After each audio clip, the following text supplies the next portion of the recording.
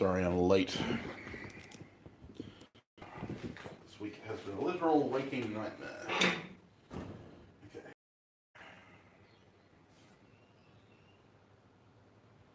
Do I cut the cap off or do I not? That is the question.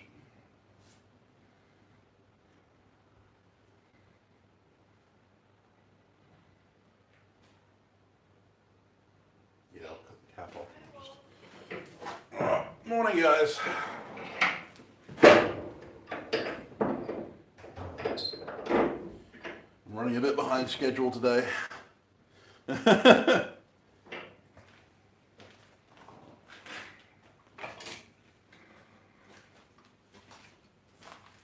Hey, Jared.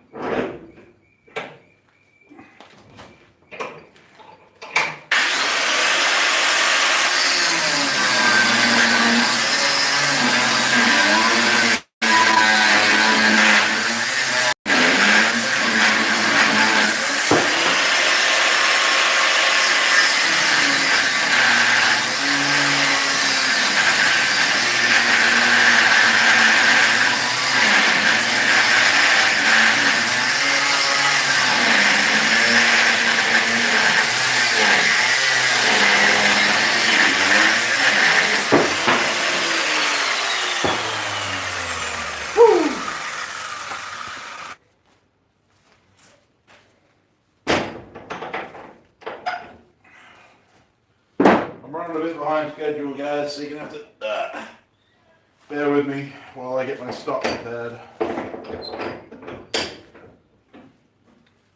But we will have the forge running very soon. We'll clear off the table.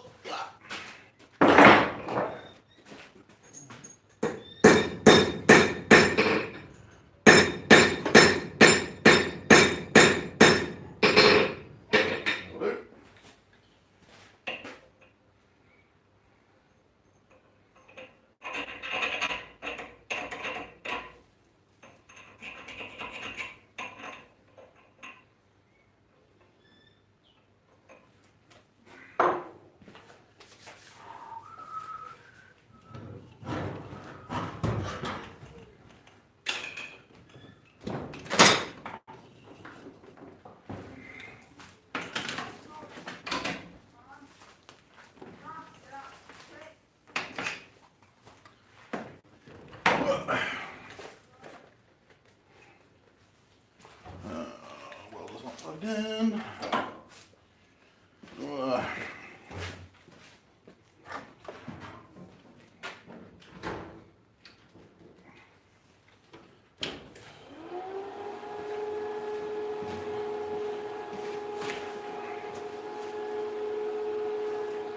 Might make it a bit of a longer stream just to make up for the fact that I'm so late.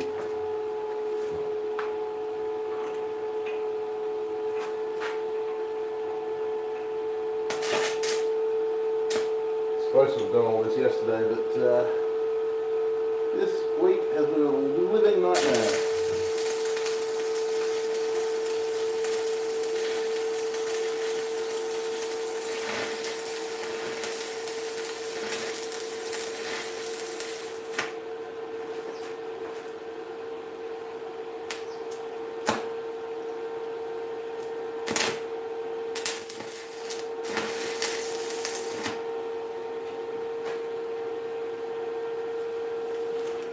Hey Tech. Hey Jeff.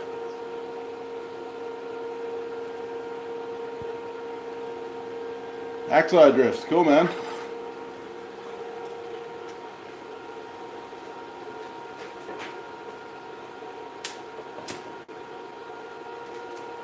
Yeah.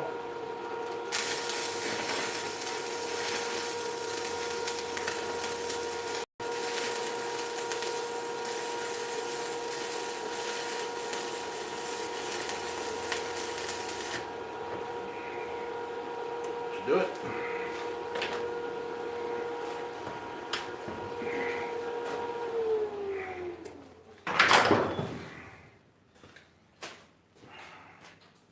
Oh no, the work hasn't been the problem, Jared. There's just been a lot of stuff going on in the background.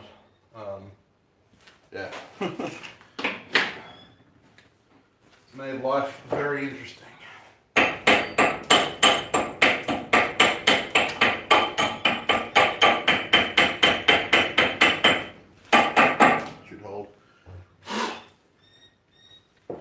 We hope it should hold. Where's my round tongs?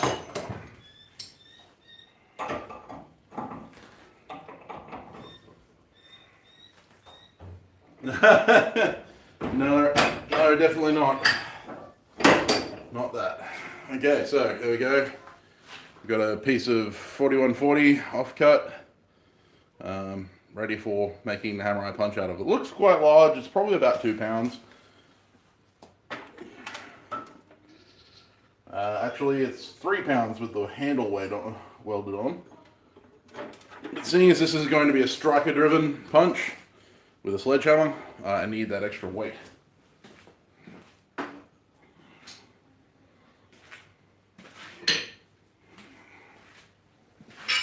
that hurt. Okay. Right.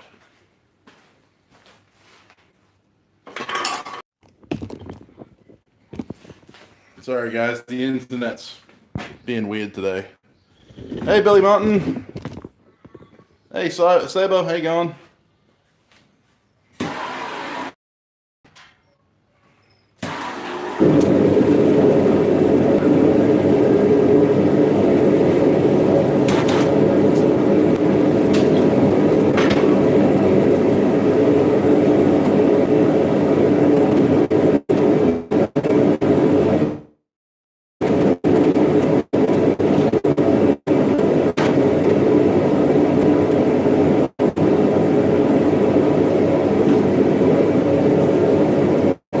Ovular, whereas an axi drift is long and teardrop shaped. So this is an axi drift. See, it's thin and long and teardrop shaped. I'm sure you're going to be able to tell, but yeah. Whereas a hammer drift, this is a hammer drift. It's ovular, or oval shape.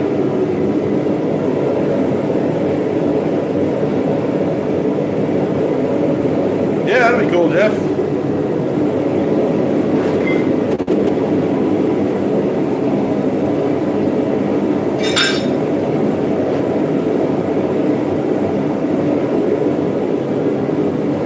And then you also have tomahawk drifts, which are teardrop shaped, but much rounder. They're almost like a hammer eye drift that's been drawn down on one side to make that kind of teardrop shape.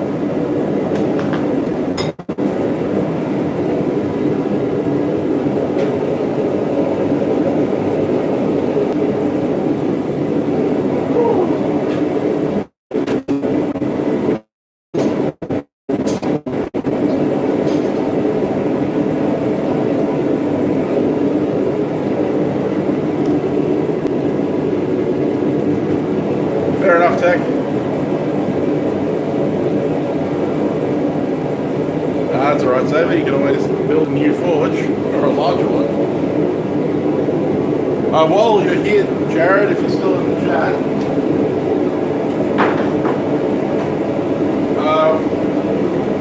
you wanted a 1 kilo dog's head. These haven't been heat treated yet, but I plan on doing that later today. But I've got 2 different styles. Got this one, just slightly longer. It's got a bit of a back pole. I actually kind of like this one. And then I've got a more traditional. It's a bit fatter, a bit more heavy weighted in the front. No back pole, but they're both 1 kilo. So depending on which one you want, the one on my right hand or the one on my left, let me know, and I'll once I've heat treated and polished it, I'll send it off.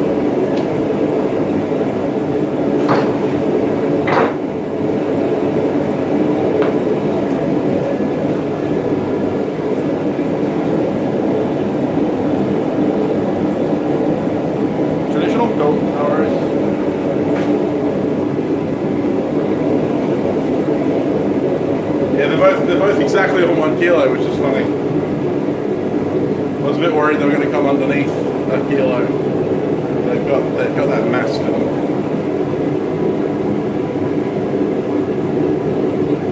I also have 3 pounds hammers. Got 2 of these. One of them is already handled.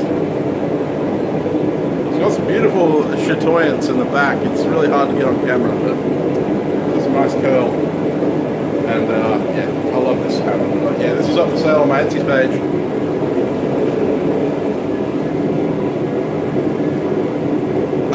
So the drift that I've got for axes is actually a hatchet drift.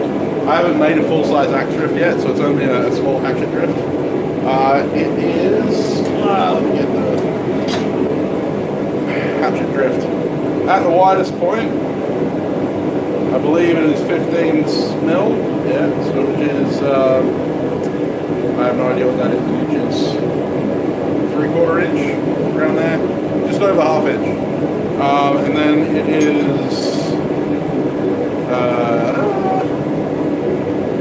47 mil wide, which is just a hair under 2 inches wide. So yeah, it's 2 inches this way, just over ½ an inch this way. And then it is, I believe, 30 centimeters long, or about 1 foot long, including the handle. Oh no, a bit longer than that. It's 15.5 inches long, including the handle. So the actual drift part is 11 inches, and then I've got a 4.5 inch handle.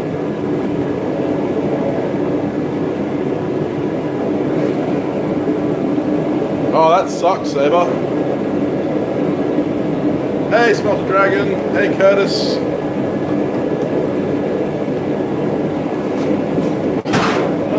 Anyway. So yeah, there you go, Jeff. That's the hatchet drift. That's why I call it a hatchet drift, not a... Hey, Nicola, how you going? None of you need to worry if you're late. I'm very, very late myself, so we've only just started firing up Forge. We're getting our first heat. Right, there's a hammer eye punch. A striker-driven hammer eye punch. For those of you who haven't watched videos of mine in the past, you'll know that I traditionally use a very simple form of hammer eye punch.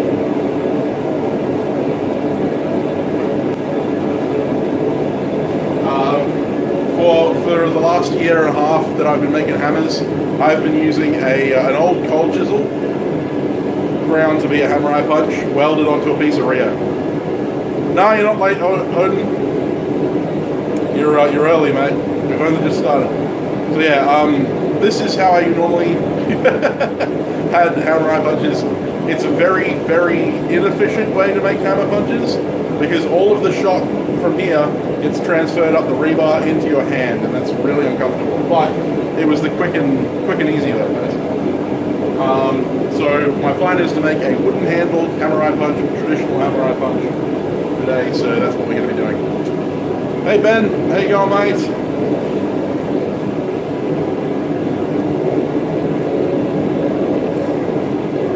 So yeah, I've made two of these. This one is, you can see it's actually bending now. It's got like a banana shape to it.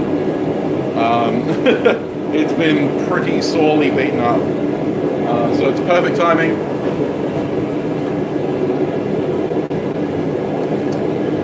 Fair enough, Jeff. It is a little bit difficult. Hey, Bob. There you go, mate. So yeah, we're looking to replace this one. Something a bit stouter. A bit more stout. The only problem I have now is that my original hammer eye punch is dead, so now I have to make a new hammer eye punch to make a hammer eye punch. If that makes sense.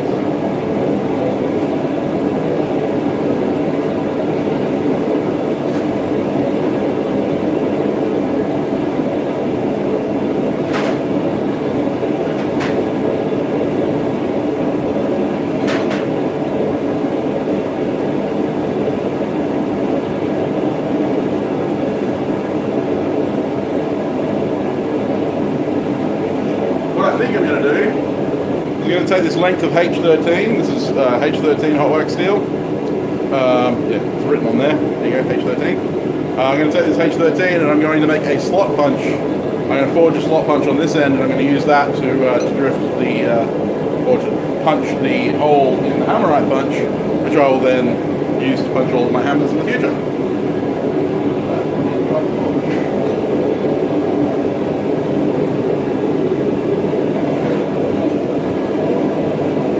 Technically, we're making two hammer eye punches today. The super easy and cheating route, and the more advanced traditional method. Absolutely, Odin. That is exactly how it goes.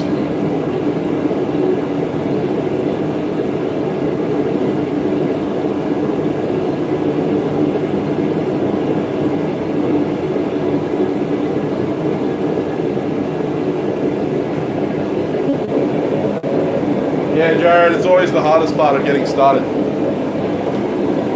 Tools to make tools, to make tools, to make tools, to make the thing that you want to make. I'm constantly at pains to make more tooling for my workshop.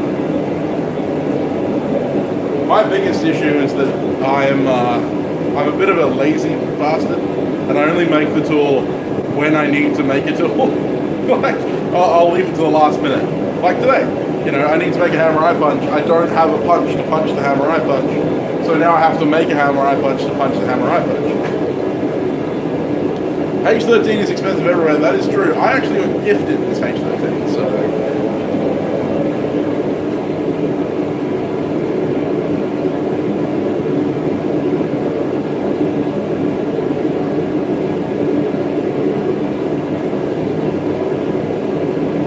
Is there a way of hot setting a stud in a piece of material to form part of a rivet? You mean like... are you meaning like... Yeah, a rivet, like a rivet header, or are you talking like a monkey tool where you put the rivet stock in there and then make the head on one side, so then you have a pre-made single-sided rivet? Is that what you're looking at? I think that's what you're trying to get at. I'm not entirely sure.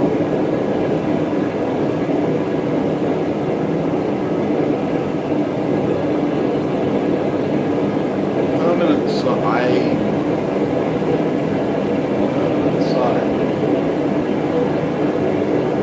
Yeah, I'm not getting it, man. I'm sorry. I'm just mourning stupids, I think. That's my problem.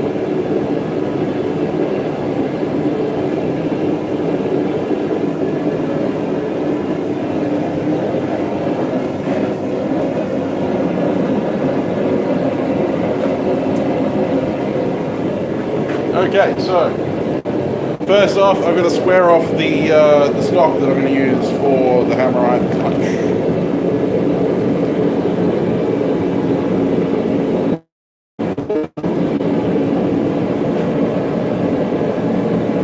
Just using my little 2-pound rounding hammer. It's too early in the morning to be using a heavy hammer.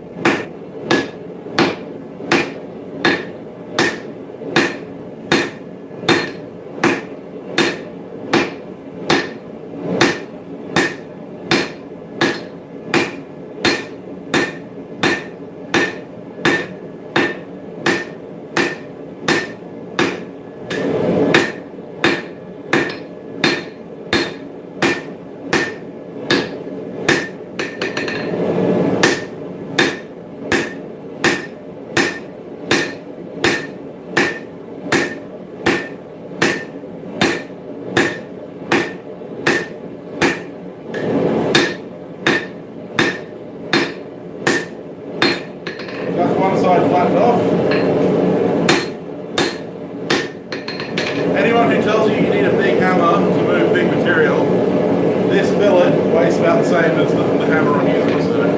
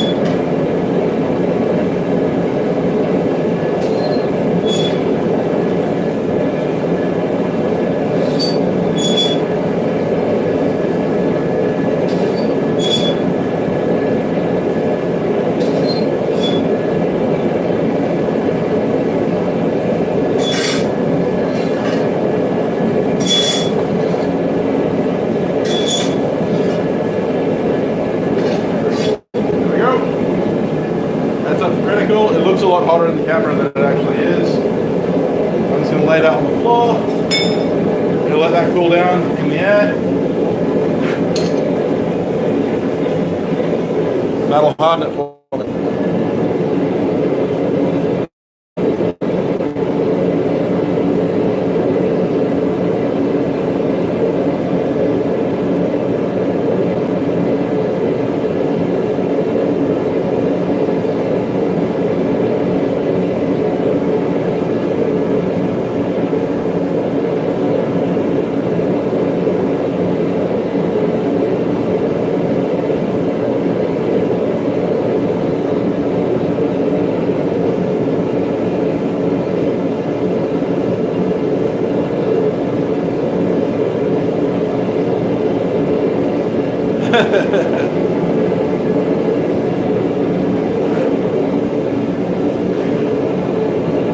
I don't have a fridge in my apron. Should probably make one.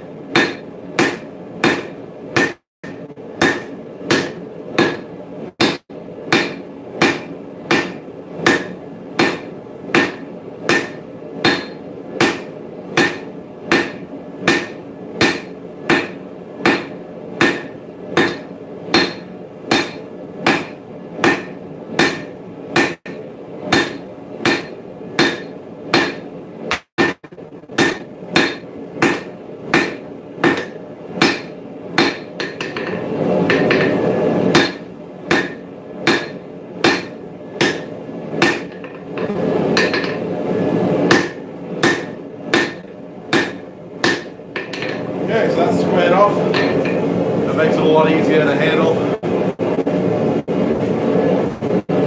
Body isn't a punch.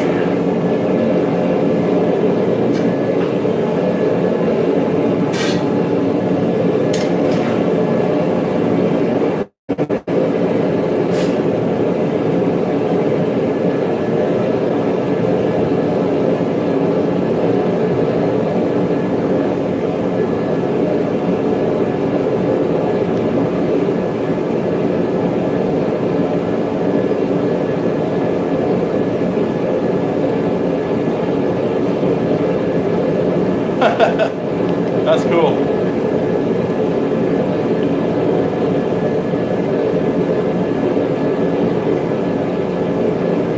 Yeah, that video is pretty good, Jared.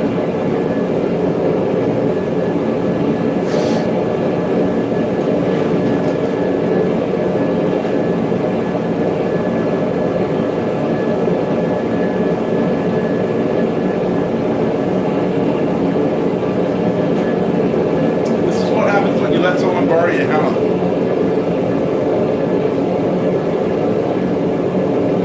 Marks on the face.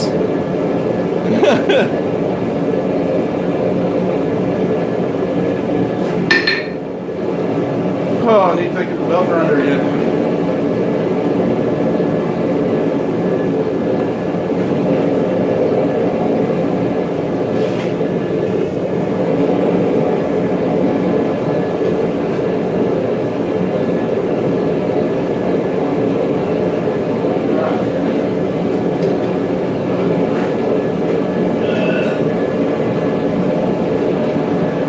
It's cooled down to room temperature ish. Just quenching it off.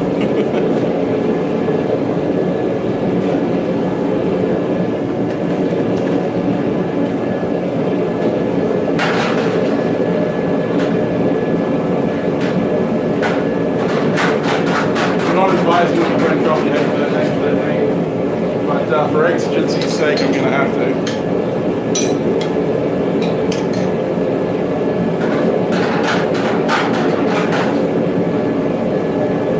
Now we move over to the grinder.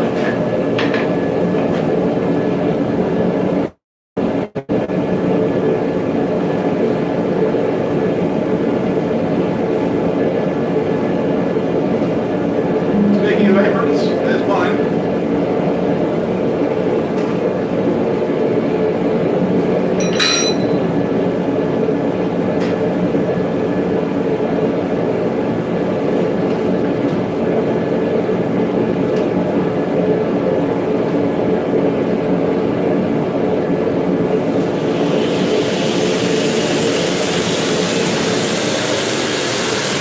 Move you to where you can actually see what I'm doing.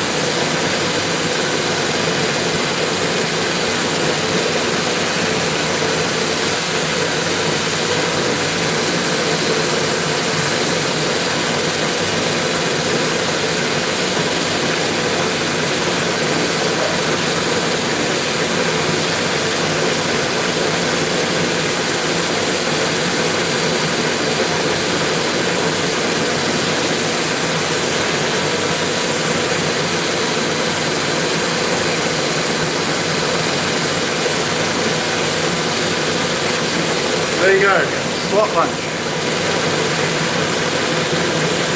Doesn't have to be super clean, doesn't have to be super neat. It's gonna get messed up. I kept it relatively cool.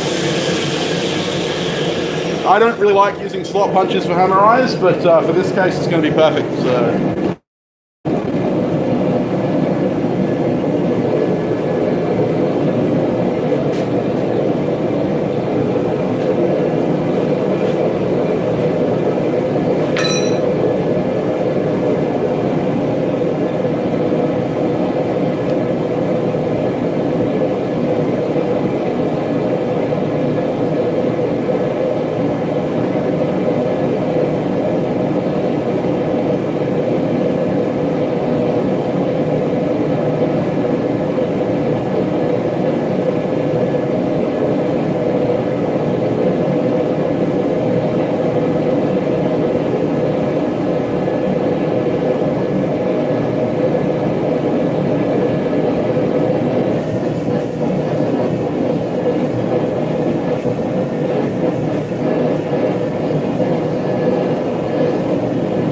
Yeah, what you're looking for then is a monkey tool.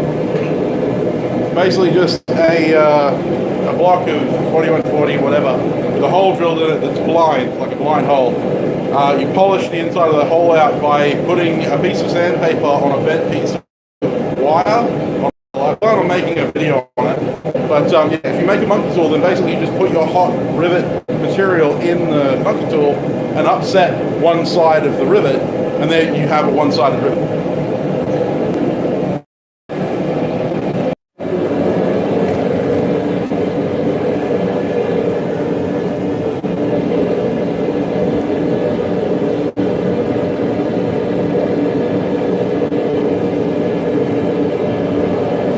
Yeah, the trick with it then is to make sure that you have a polished inside of the hole, and make sure you quench it when you want to take the rivet out, because otherwise the rivet will stick in the monkey tool. If you quench it, then that hot material will shrink away from the walls and it'll be able to fall out.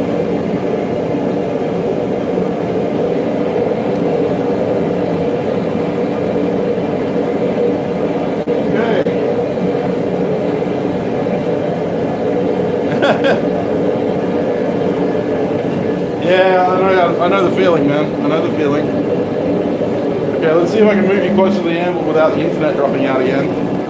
My internet's being weird right now. But now we're going to punch the hole.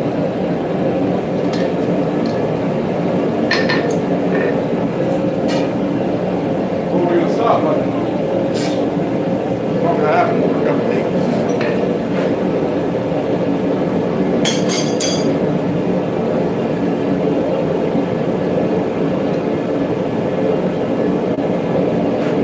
Get it nice and set it up. Take your time. First blow is always the most important. If it's off, make a correction.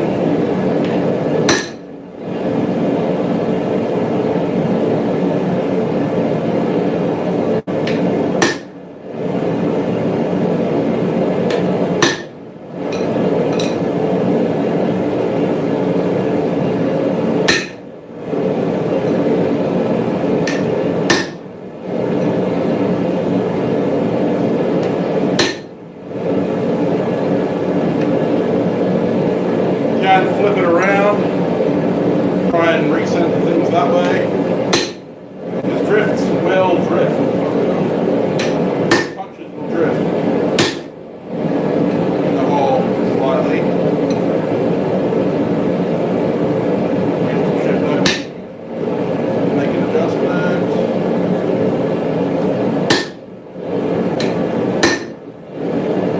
And then once it's hard, don't bother trying to forever.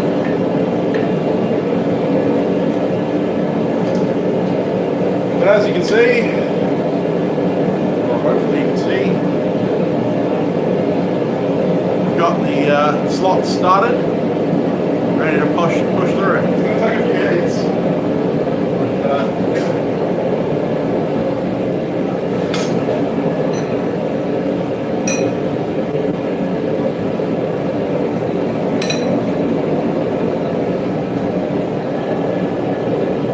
Hey, Fiery Pit, how you going?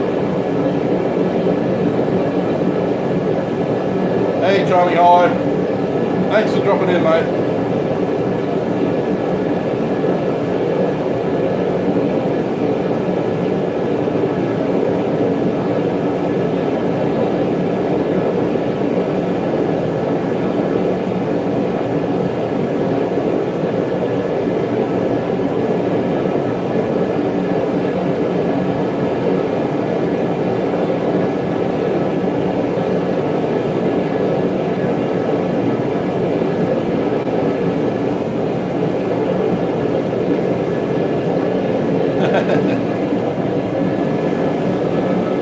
Yes, well, it's 10 a.m. Yeah, almost 10 a.m.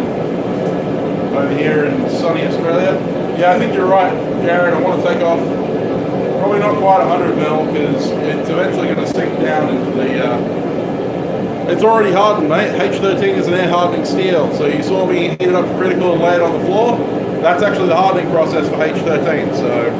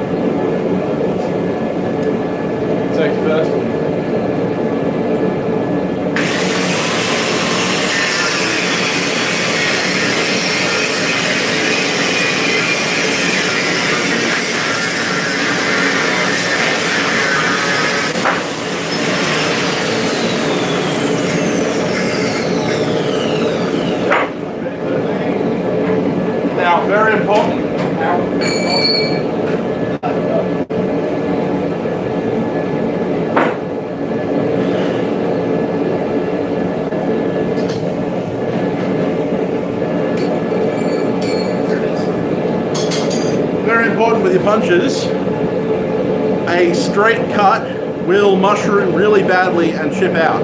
So you want to bevel the outside of this.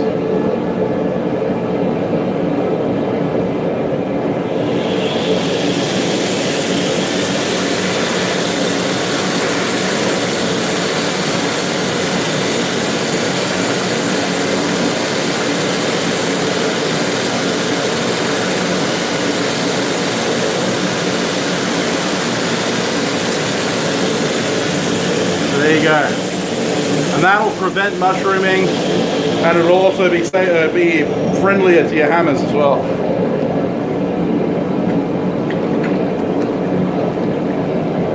And now I'm just cooling it down.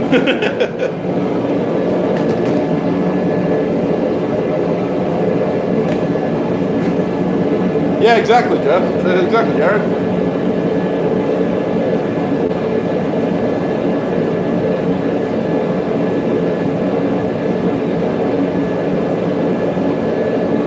Ninflair, I normally use 4140 for my monkey tools. Bucking does as well.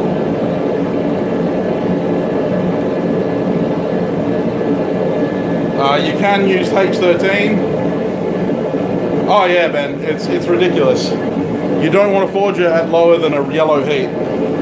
But yeah, so H13 is really good for any hot working tool. You know, whether it be monkey tool, you know, hot punch, anything like that.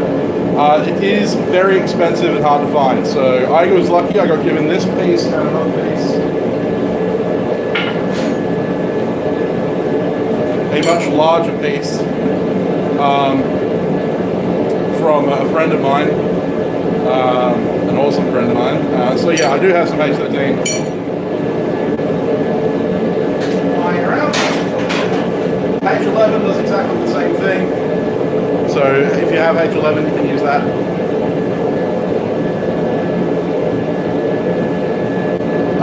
Yeah, I mean, mild steel is useful.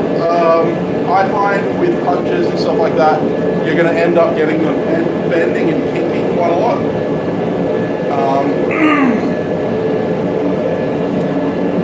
Yeah, your mild steel will kink, bend, upset, that kind of stuff. If you're using it for a punch, forget about it. You'll end up having the mild steel punch upset in the hole you're trying to punch, and then you'll basically just have a welded something, whatever you're trying to punch, with your mild steel thing. So yeah, hard level steel is definitely the way to go. But mild steel will do for like if you're doing drifts. If you're not going to be forging on the cheeks of the drift, then it's not a big deal, but yeah, it's more important to have a hard little drift, because then you can actually wail on the cheeks and draw those cheeks out.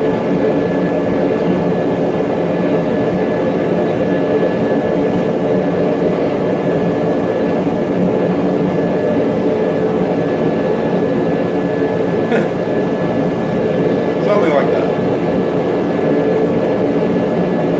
You can also use S7 for drifts and punches and stuff like that. That's a shock absorbent steel that's mostly used in hammerheads. H13, H11, and that kind of stuff. It can be found as drill rod. This is what this was. High quality drill rod for hot working situations. Mining is what excuse me. Morning, Matt.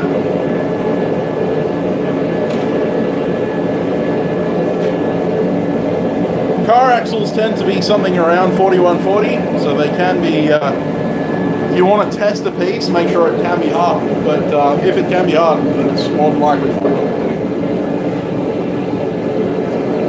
The 4140 I'm using today was actually spectromically analyzed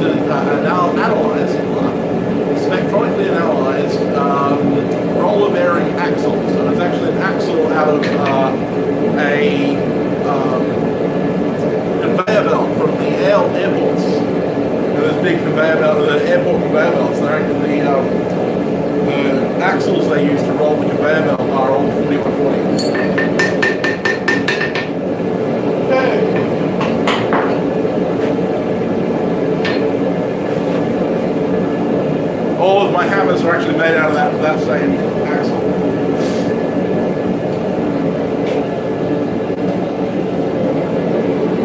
Right. Hammer your lens on scale. And punch.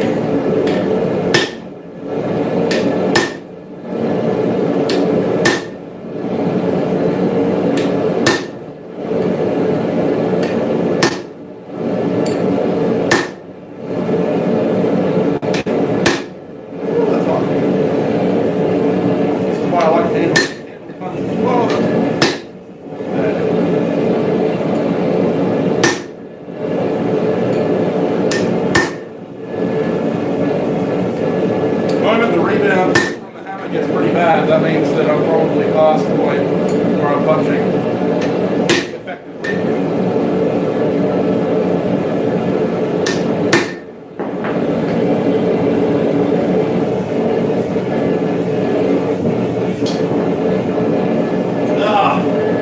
If you're still watching, Hans, you can drink, mate.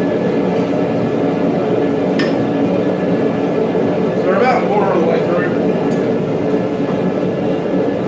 This would be where it would be a good time to be wearing welding gloves, if I had them. I left them at my classroom forge.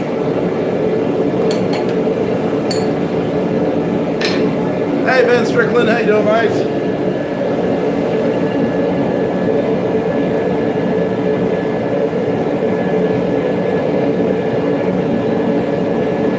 Hey, Granddads, how you doing, mate?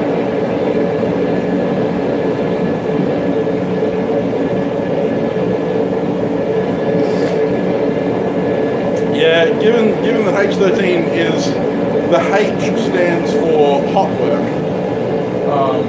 It's designed to hold its shape at heat, so therefore trying to forge it is always really interesting. And because it's air hardening, once it gets down below that red color, it's starting to harden, it's starting to form martensite, so yeah, that's why it's so hard to forge.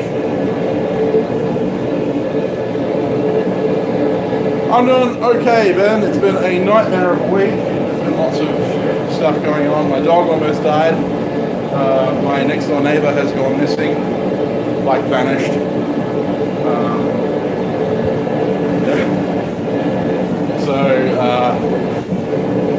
Yeah, it's been a tough week, unfortunately.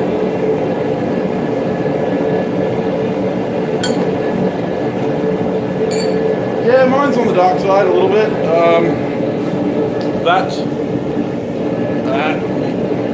That blue lighting stand there is really helpful. It's got normal light plugs in it. I bought it for like $150 from a hardware store. It's really good. So my dog got bitten by a spider and she had an anaphylactic reaction. She's okay. She ended up going to the vet. We had to give her adrenaline and that kind of stuff. It was touch and go there for a while, but she's okay. The hardest part was not being able to afford to get her out of the vet.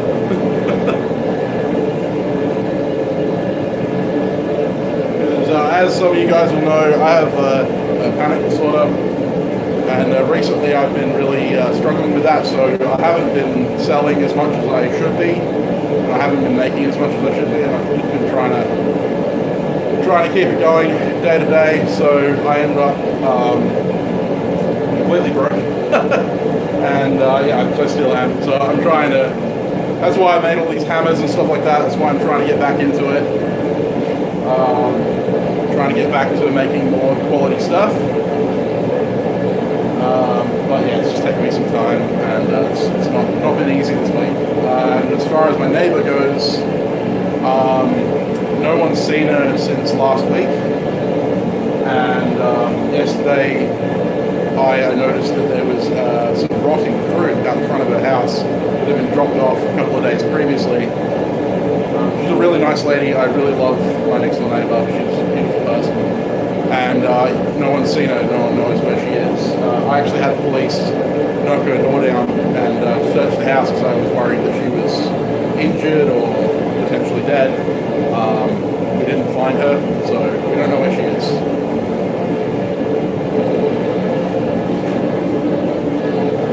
Yeah, it's not the spider that you see that kills you, man. It's the one you don't.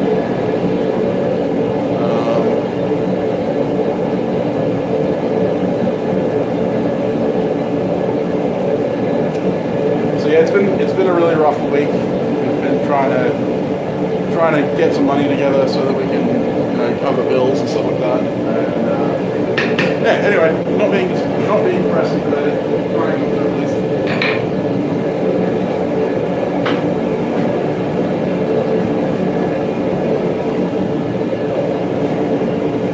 Back to making stuff. It's been a shit week, man. Alright, so I haven't got a welding glove, I have got a motorcycle glove. These aren't the ideal. The funnel web is one of the most deadly spiders. Luckily we don't have them here in Perth. They're called Sydney funnel web for a reason, actually.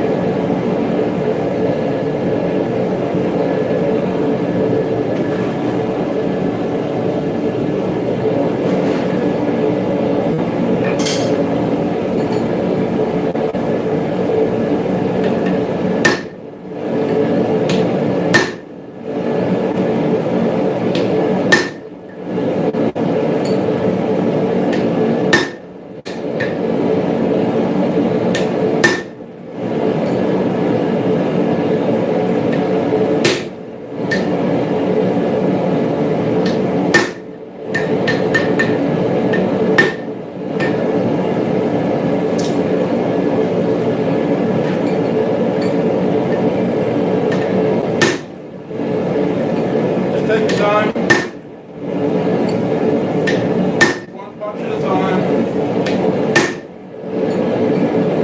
Starting to get feedback from the punch, so that means I'm probably as far as I'm going to go this heat.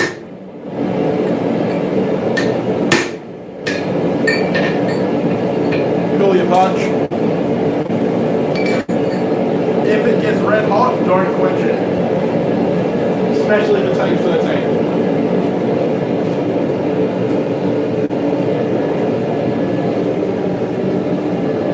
H13 is an air hardening steel, it'll take care of itself. But if it's still that blue colour, then you can quench it, that's fine. Oh, smart rocket.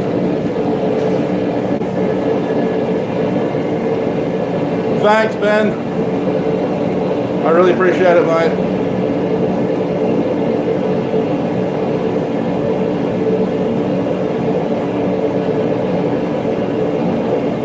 Oh, that's good, Rob. I'm glad you're enjoying the Forgecast. We recorded another episode last night.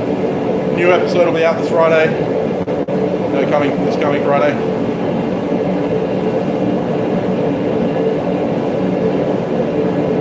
Yeah, I'm hoping that she turns up okay as well.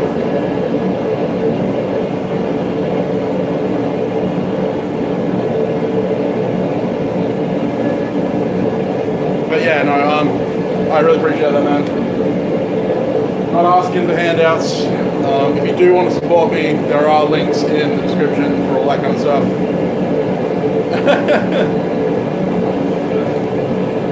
She's in her late 50s, early 60s. The weirdest thing is she left her dog behind, and her dog was mostly starved. I've got her dog now, for now. We're taking care of her. So, yeah, it's a shit situation. But if you do want to support the channel, I appreciate it. You don't have to. The best way to support it is hit that thumbs up button, watch my videos, build up my ad revenue, share the videos with your friends, and if you're interested in buying a hammer, I will have a bunch of hammers for sale very soon. I have one on my Etsy page already, which is this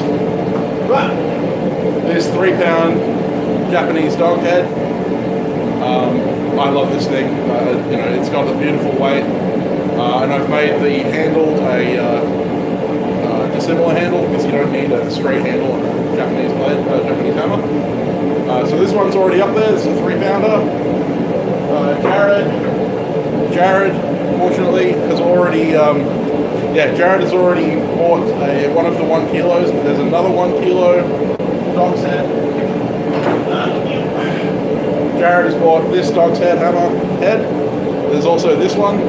I kind of like this one. It's kind of kooky. It's got that little, it's almost a peen, but it's not quite a peen. So yeah, there's that one as well. There will be another 3-pound head, another 3-pound dog's head in a minute. Well, in a couple of days. I also have 2-pound Viking style crossbeams. Whoops, that's upside down. So this one hasn't been ground yet. This one has. But yeah, 2-pound Viking style crossbeams, and I've also got a 3-pound crossbeam. And a little baby 1 3/4 pound rounding hammer, flat face and rounding face. So yeah, those will all be up on my Etsy store in the next couple of weeks, or the next week, I hope. So if you're looking to support the channel but you want to buy something, like you want to actually purchase something, those will be up there. I also have a hunting knife on my Etsy page at the moment. So yeah. When they go up on my Etsy page, they will be, the 3-pounders will be $200, and the 2-pounders will be $150 or $175, depending on how the materials end up coming out. And then it'll be shipping. Depends on which crossbeam you're talking about. The 3-pounder will be $220-ish, and the 2-pounders will probably be $175, and then it'll be about $70 shipping in the US. Unfortunately, shipping in the US is quite expensive.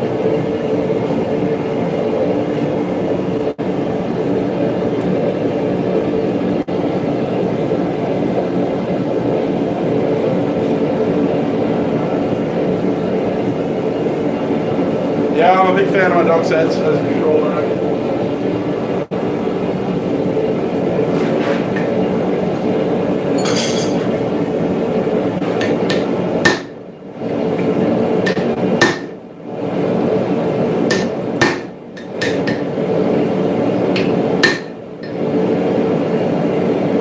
Once it gets stuck,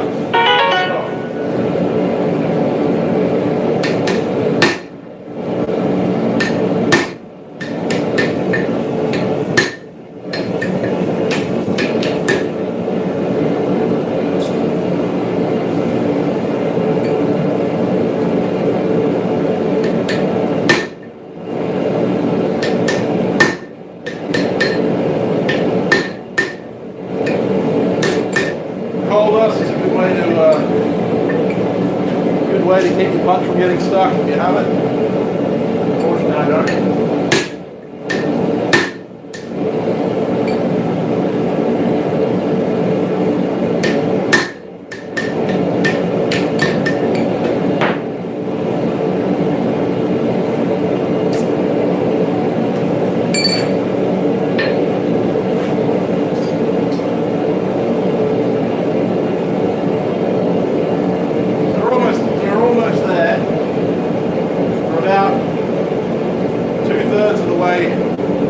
Through the billet. See the bottom down there? It's coming along.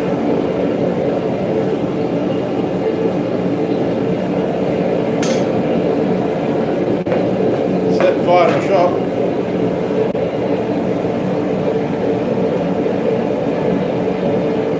Yeah, I'm in Australia, yeah.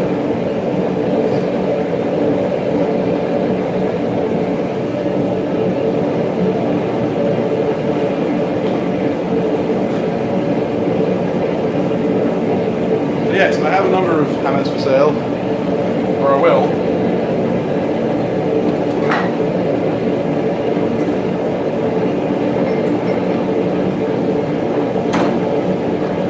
I'll put them in a lineup for you and you can have a look.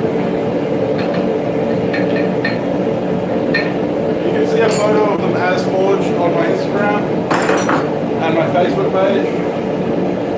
But for those of you who are interested, I will show you.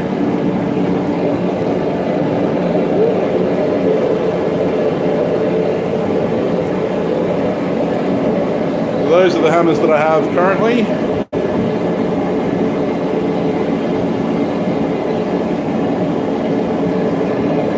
Nils' Instagram name is Nils Ogren, so it's Nils, his first name, then Ogren.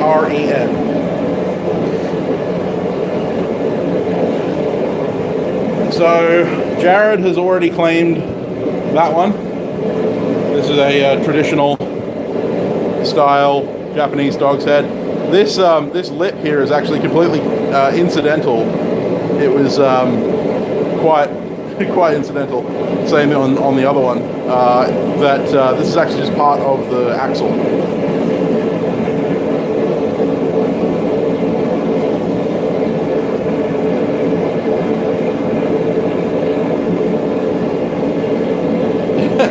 Almost.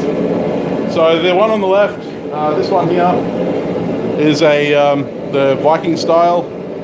This is a 3-pounder. It's got a really nice. This is a really nice forging. This one's going to stay relatively as forged. Just going to grind the paint out. The 2-pounders didn't want to play games, so I had to grind the faces a little bit to make it cleaner. But that's a 2-pound Viking style cross peen. Same as this one. Is a 2-pound style, a 2-pound Viking style. This one's still yet to be ground, but yeah. And then we've obviously got the 1 pound or the 1 kilo. So it's a 2-pound Japanese dog's head hammer. I really like this one just because it's kooky. Got a 3-pound, which is just the traditional. I haven't ground this one yet. And then we've got a 2-pound cross, a 2-pound rounding hammer, which is a small little baby rounder. So yeah, that's all the hammers I will have for sale very soon. And I obviously have this one already handled up, ready to go.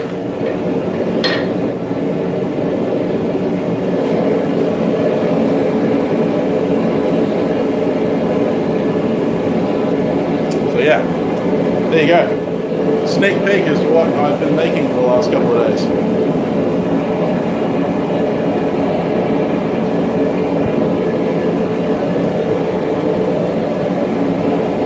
Cheers, Fiery Pit.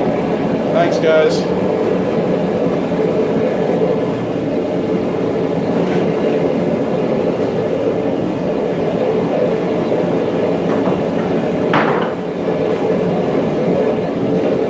Alright, back to making the hammer high punch. These hammers don't make themselves.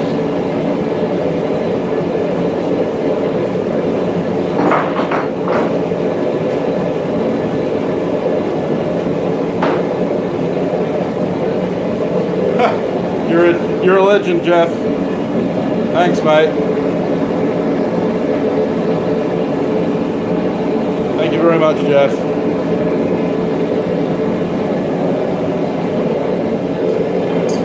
Again, guys, I don't require you to donate to me if you don't want to.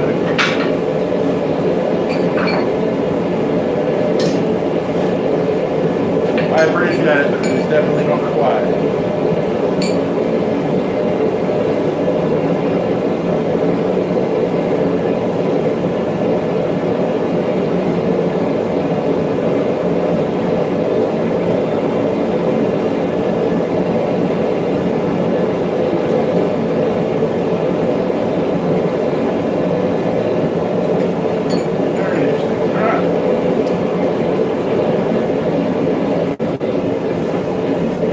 Hopefully that doesn't become a problem.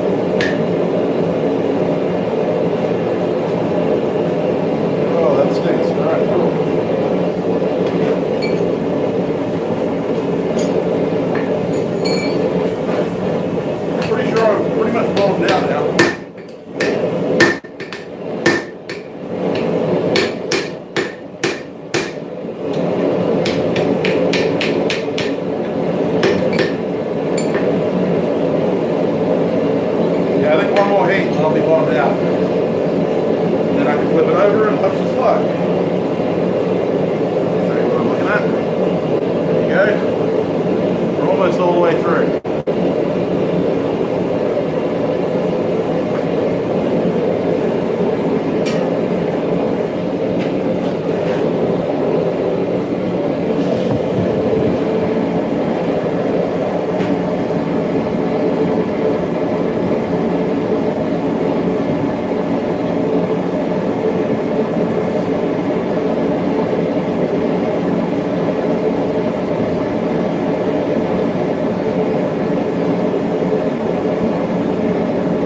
I'm drinking to anticipation. That's good, Ben.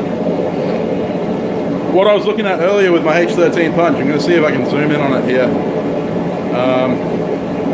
Because H13 is an air hardening steel, sometimes when you're forging it, it doesn't like it. And sometimes, I'm not sure how obvious it's going to be, there's a linear crack going up the length of the wank, about that long. The heat. Now it's not on this side. And it's not, it doesn't go down to the point. It starts about there, and it goes up to about here. I don't think it's a big issue. I think it's a surface crack, but it's something to be aware of with H13. It's not always the friendliest material.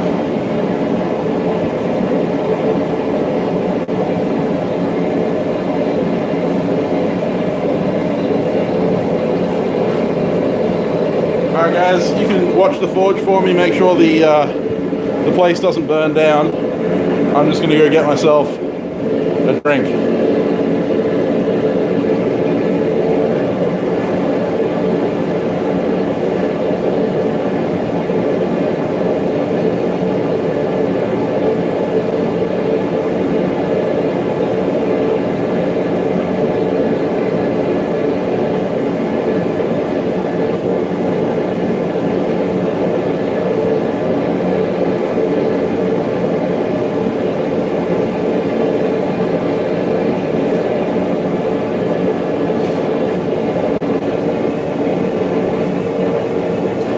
What you guys do? My shop's burning down. Oh, see you, dead rats.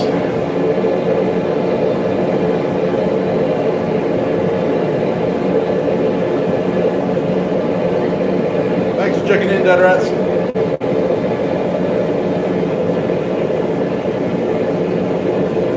Forge welding H-series steels is a little bit of a pain in the butt because they don't. Because it's an air hardening steel, it doesn't really like getting up to that welding temperature. And I can't really fill the crack, unfortunately, no. Welding H13 is a bad idea. But as I said, it is a surface crack. It's not a huge deal. Let's see if I can get it to focus. It's just a surface crack on the surface of the material. I don't think it's going to cause a massive issue. Fudge is fine.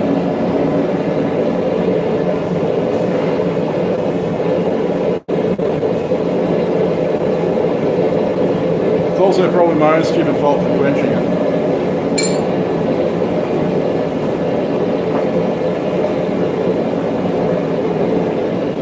You don't take care of your tool won't take care of you.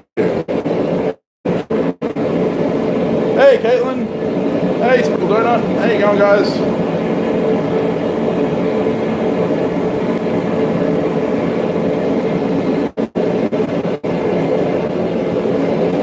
Welcome to the stream where I drop everything. Probably a good thing now, just watching. You probably end up with alcohol poisoning.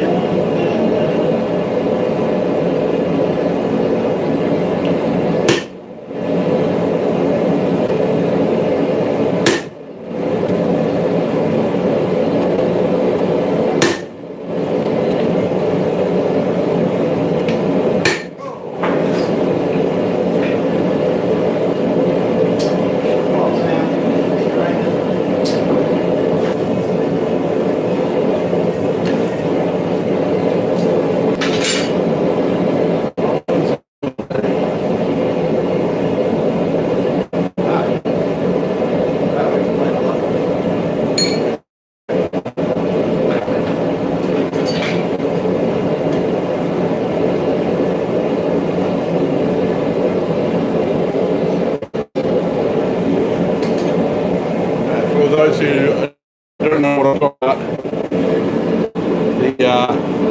the lip of the punch obviously hit the anvil and upset. You use a punch in that condition, you're going to end up getting it stuck.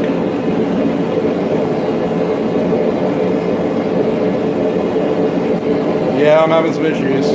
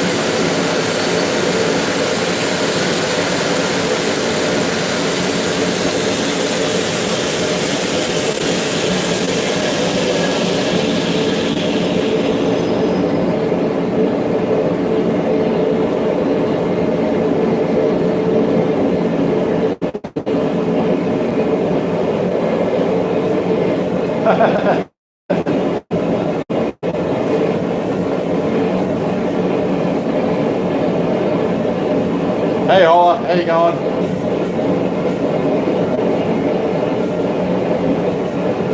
It's not exactly an open float. Technically, consider it according to law, like a barbecue. To try and have a gas solution without a propane tank.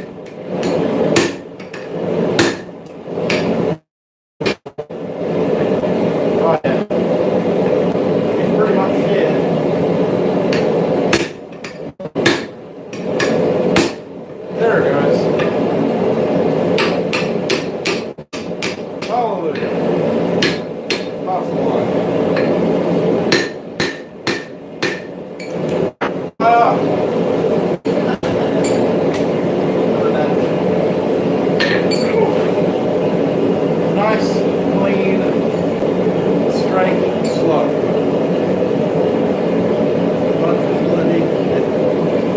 Alright, well that's the punching part of it.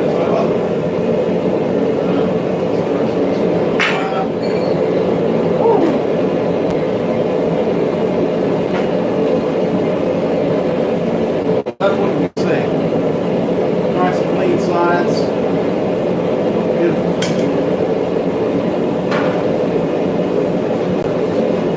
I'll go with my punch collection. Slug collection.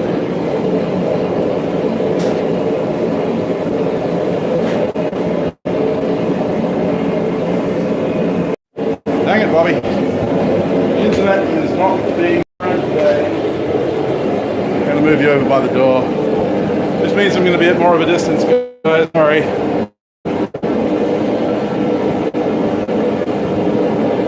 I will actually be making a Damascus of all of the slugs that I've punched. Once I've punched enough slugs to make it Damascus out of it. I'm going to make a slug Damascus and I'm going to make a hammer out of it.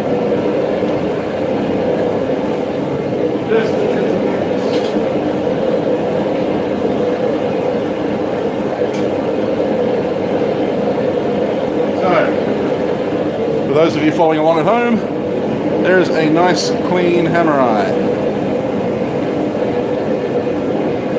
Doesn't get much cleaner than that.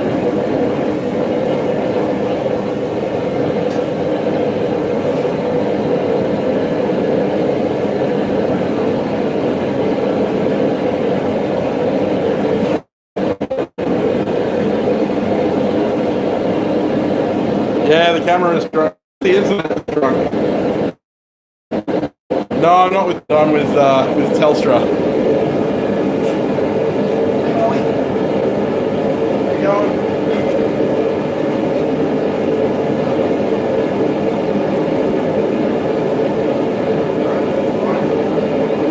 Noisy in here, apparently. Right.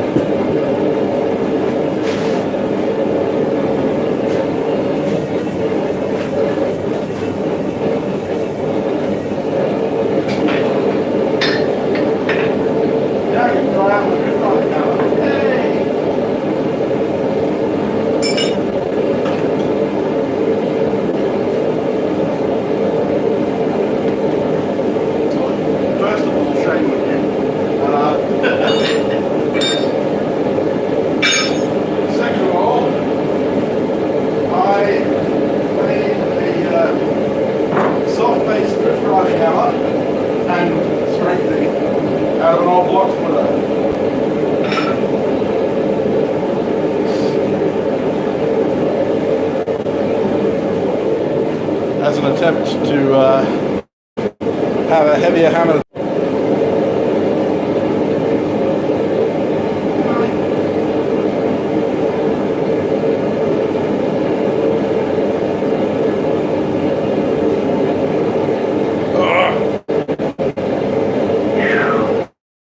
That is the bastard hammer, yes. I don't know what's going on with my internet today, honestly.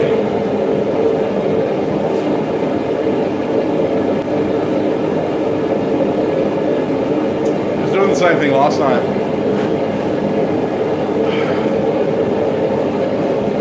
I blame the telnet service.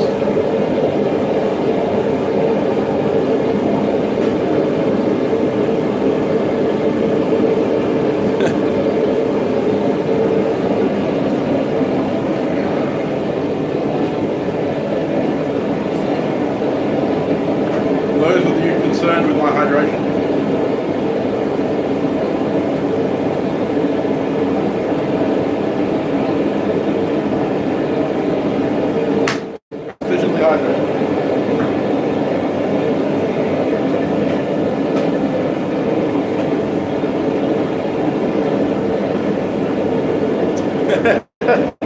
Yeah, it's coming in pretty good.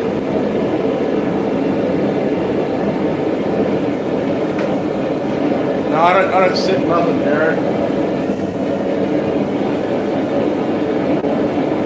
Doesn't matter what liquid I'm drinking. I'm chugging it.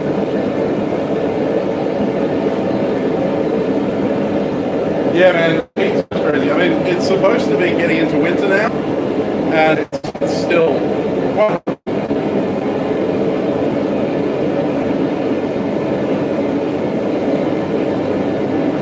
Winter is coming.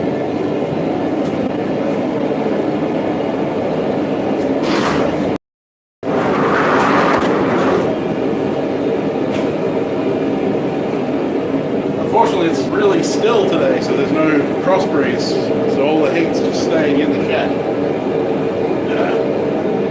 And it's funny because you can tell how hot it is in the shed, given the spinning of my whirlybird. For those of you who don't know what a whirlybird is, the the extraction duct kind of spinning tops on top of the house.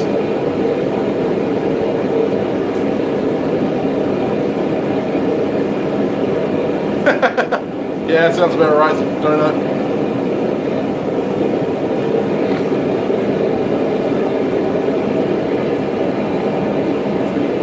Yeah, we've got a more stingy kind of sun over here than everywhere else because we have the hole in the ozone layer right on top.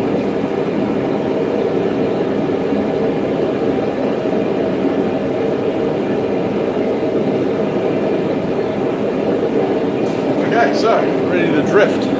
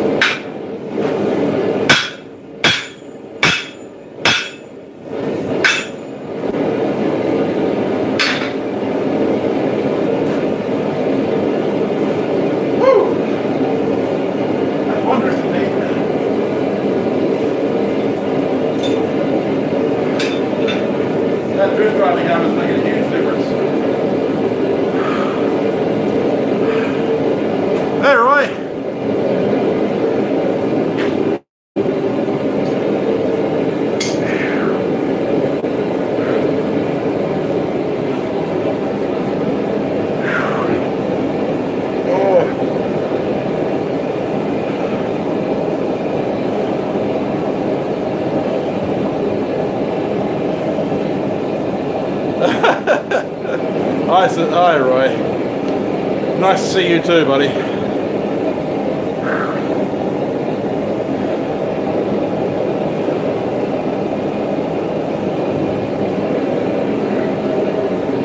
We should come back then. You can visit the actual Australia over here in Perth.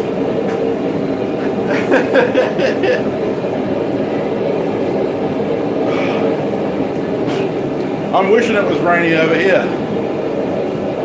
Whew.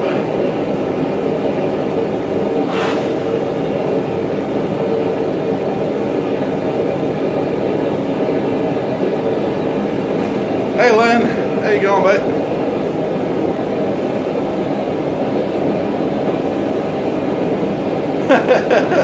Well, I appreciate that, Sprinkle Donut.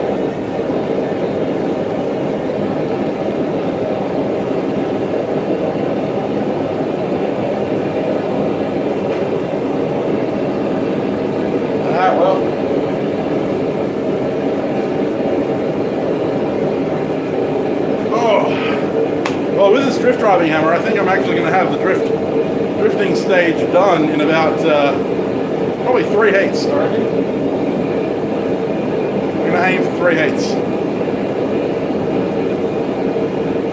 Fair enough, Len. That's good. The other side. That's the one, man.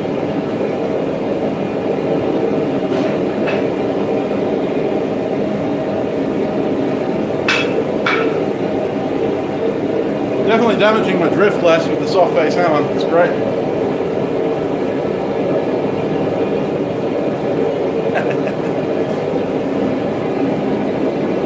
Yeah, well, I appreciate it, Donna. I'm always glad to have people in the chat. Get to watch me swing the beast of a hammer.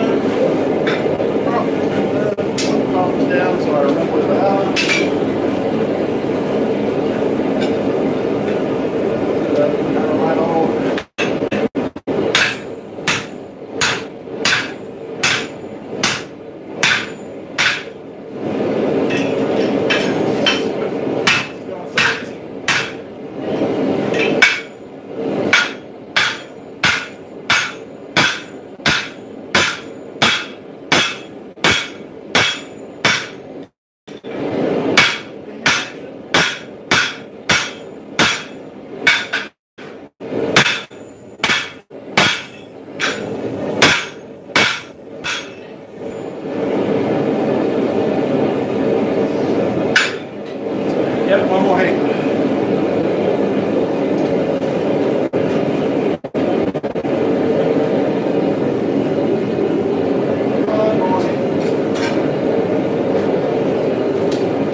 You don't want your hammer eye punch hole to be as wide or as tall as your normal hammer eye holes.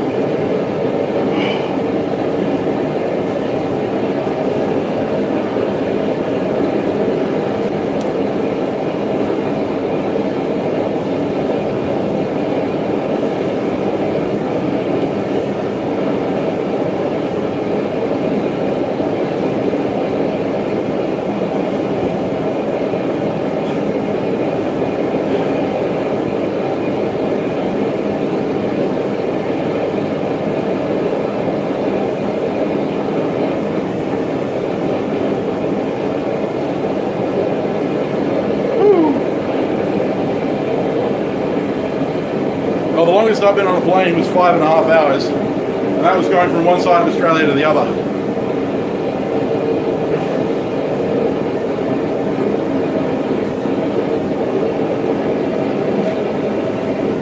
We're making a hammer eye punch, Roy. Or at least we're trying.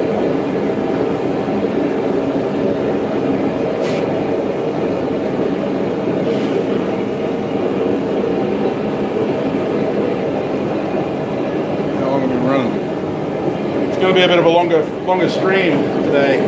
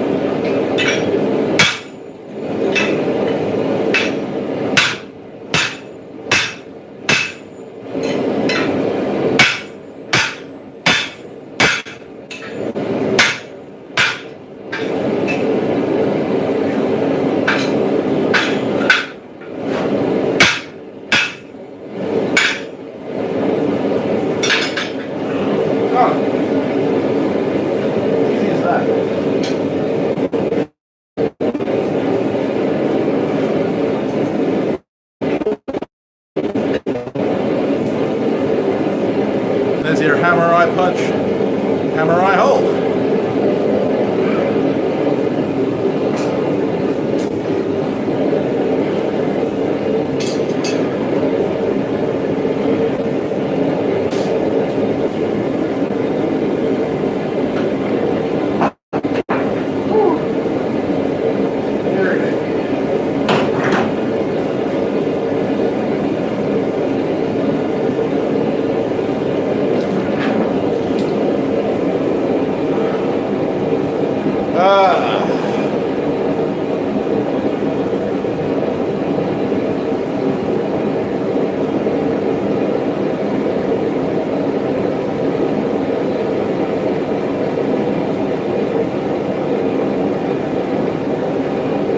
Yeah, swage block's awesome, man. I love it. I'm currently running at about 25 psi.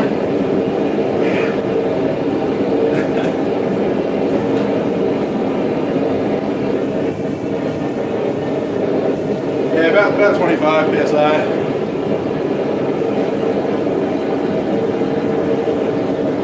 Not super high pressure, but high enough.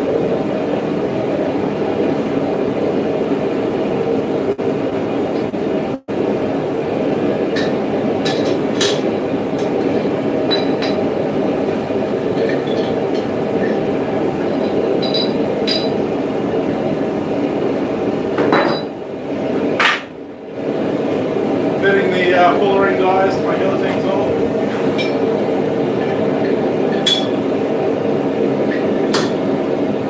This will be the first thing I have a fuller in this.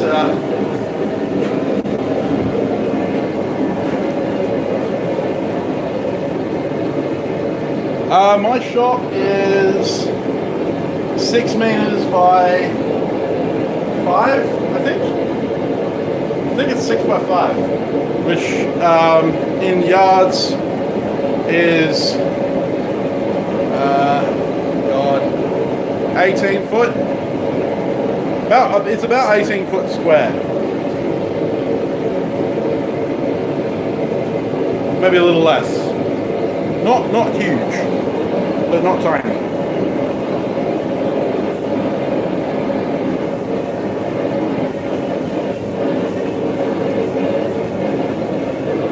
Whew. Oh, that's cool, Rob.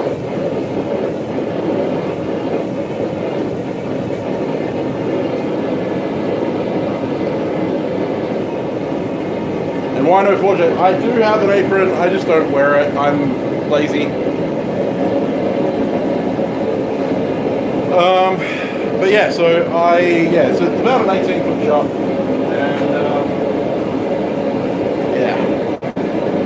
and one thing, Glenn, with your forge, if you've got the big Gameco burner like mine,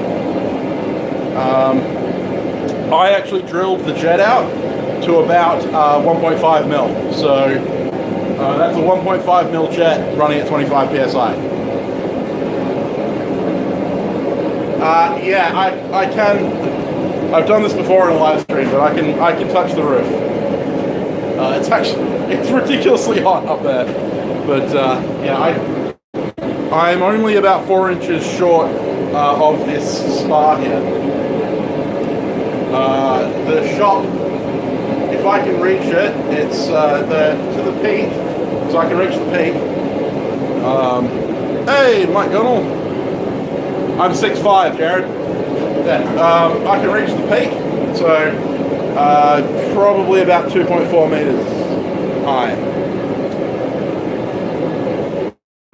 Yeah, 1 millimeter can do it, but I prefer 1.5.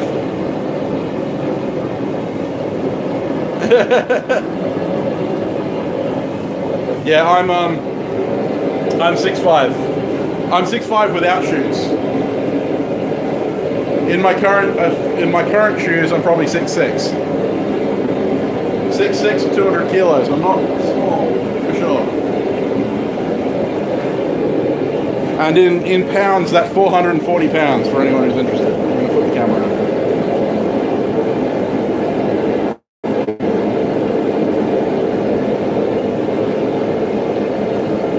Yeah.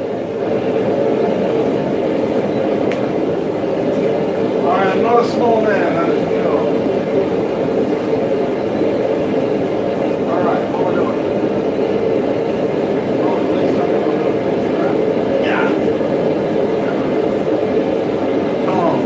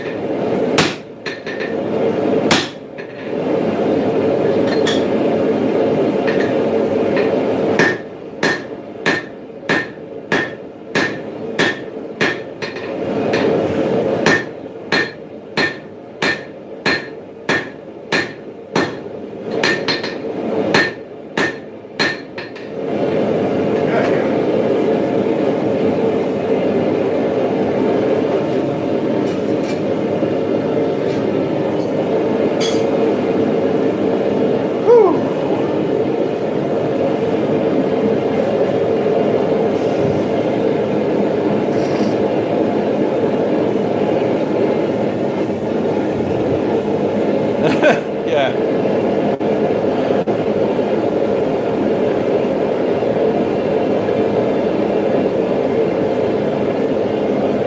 Yeah, it'll use a bit more gas than normal, but I still get about 6 hours of forging out of an 8.5 kilo tank. So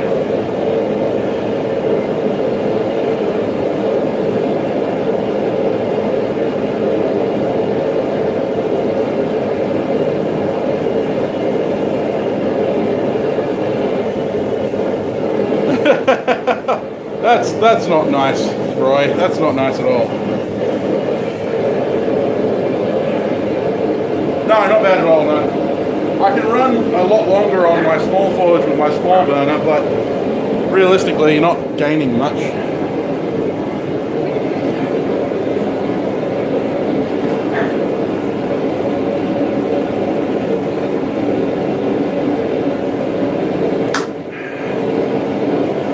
But yeah, I've had a few people who've watched my YouTube videos before meet me in person, and they're always like, wow, you're a lot bigger than I thought. And I'm like, yeah, well, that's how it works. So now I'm just drawing out the actual punch part of the hammerite punch.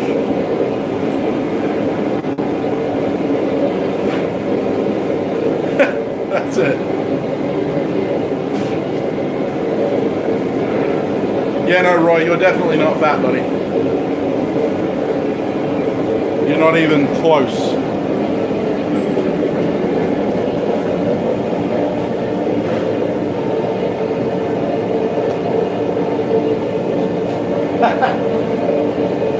That's the way.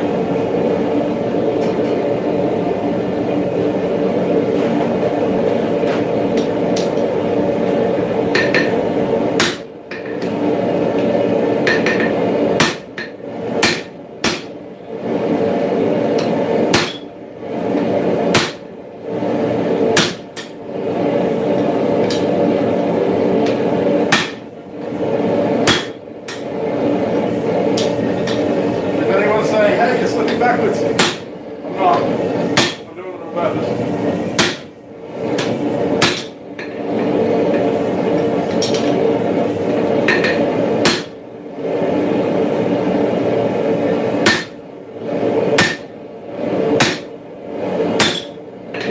I'm using it like a drawing die on a power hammer. Because I don't have one of those.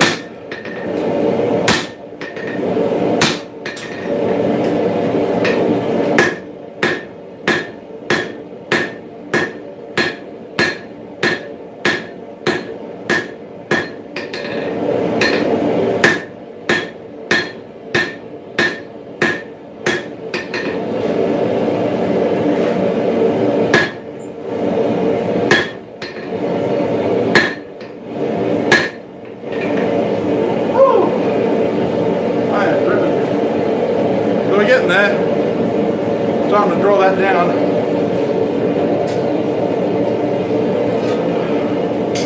This might turn into a 3-hour live stream at this stage.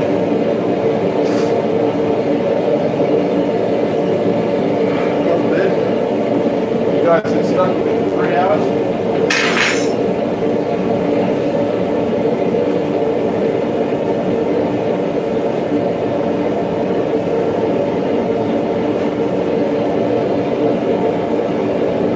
Of course, you have the option to leave.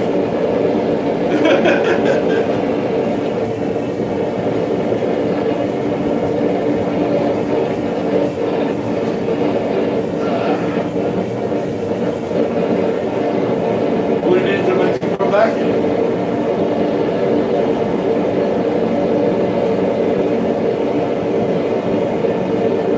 More like a blue bandana of blue.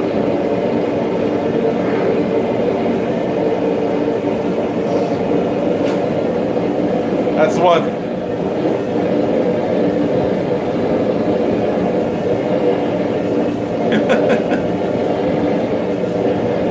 Hey, Randy. Oh, good. We still got probably an hour to go.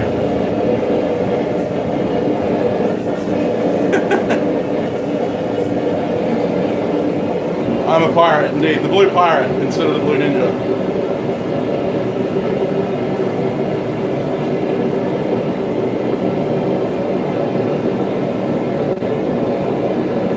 Thanks. It's an offcut off a towel.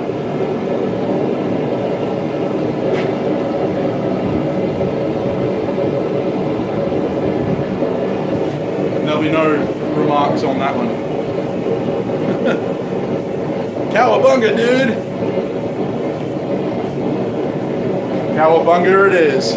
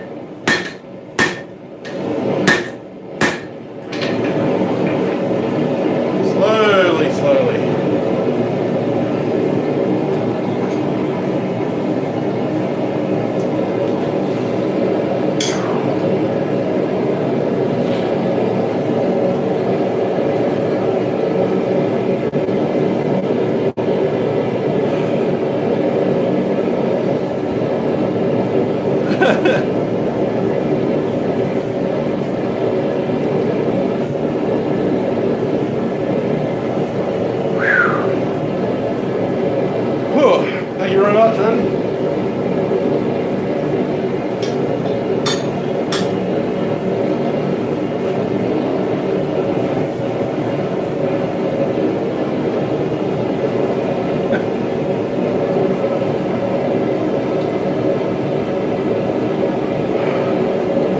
Jealous that you guys have saved videos. I keep making them like the day that I have to upload them. Not with my schedule. Terribly slow.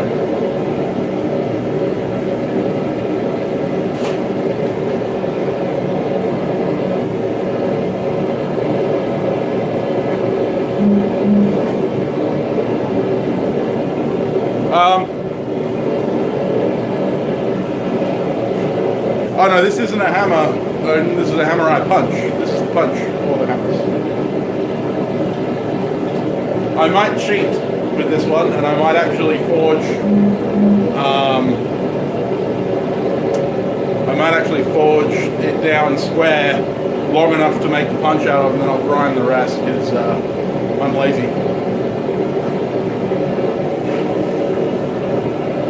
I've got lots of plans for videos. And I do have a couple of videos in the works that are going to take a long time to do, so they're not going to come out for a while. But yeah, it's just I'm trying to keep on top of making stock as well. As I explained earlier in the stream, things have been a little bit not fun around here.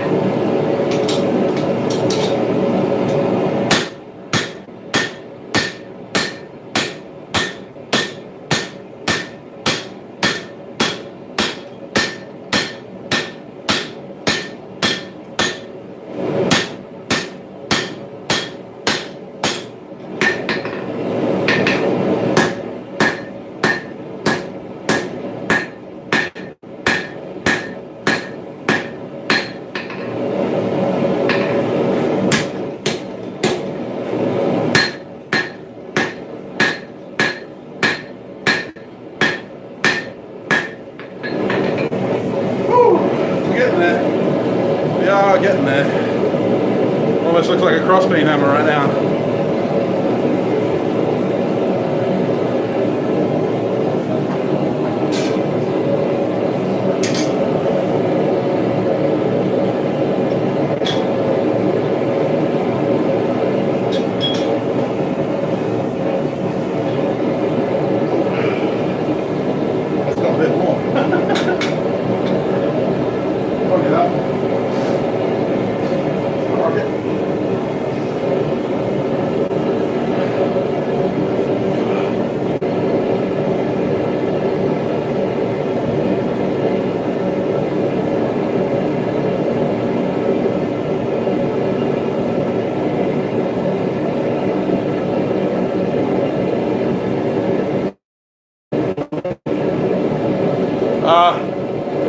I'm not sure if the rules have changed, but the limit is not there. There's no such thing, or there wasn't. You could upload as long of a video as you like. So it's going to be slightly like Brian Brazil's. I use kind of a mix of a slot punch and a Brian Brazil punch. It's not quite either. Yeah, I'm the same, Bob. I try and keep mine under 20 minutes. Unless it's a huge build that requires lots of detailed video, then yeah, no, most of the time mine are 15, 20 minutes. I try and make them 10 if I can, but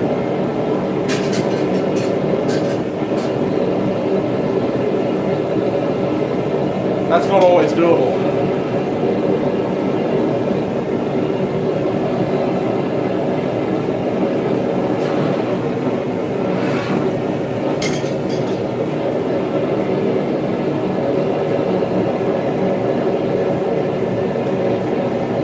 It's Brazil. It's B-R-A-Z-E-A-L.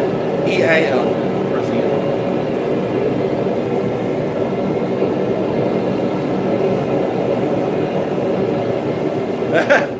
Yeah, Bob, he did actually see that video. I'm not sure if he commented on it yet, but yeah, he has seen it. He's very thankful. He mentioned you in next week's Forgecast. We recorded the next Forgecast. We recorded the next Forgecast episode last night. That'll be coming out next Friday, so you will get a mention. Hey, Fiery Ice, thank you very much. I'm glad you're enjoying it.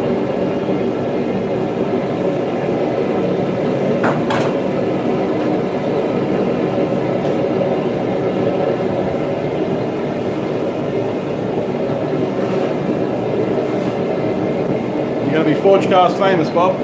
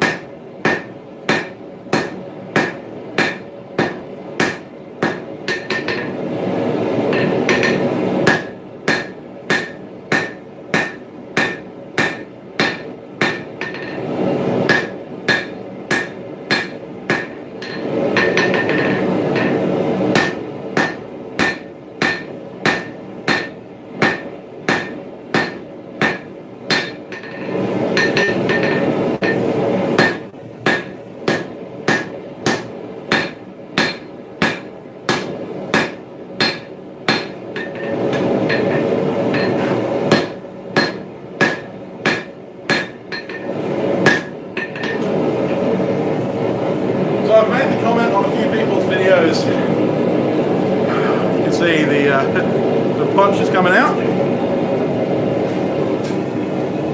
But I've made the comment on a couple of different live streams and videos. More body, less arm. And that's a demonstration of what I'm talking about. When you're moving big material, it's important to use your body mechanics as much as it is the power of your arm. You see farriers hammering a lot, and you'll see them doing this, dropping their shoulders. The reason for that is because they swing a hammer quite a bit for long periods of time, and if you're not swinging your body as well, then all of the pressure is put on the joints. So when I say more body, less arm, that's what I'm talking about.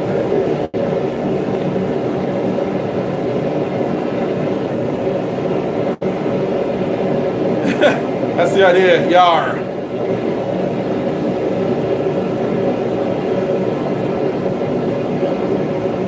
We'll bring you on, Randy. We might have an opening in a week or so. So I'll get on to you if David Gadell, who runs Cedar Law Forge. You guys who don't know who Cedar Law Forge is, need to check him out because he is an awesome, amazing swordsmith. He might be on the Forgecast very soon. We also might be having Derek Melton of Forgecast fame. Won Forgecast. He won. No, sorry, Forged in Fire. He won Forged in Fire season 5, episode 2, I believe, the small sword.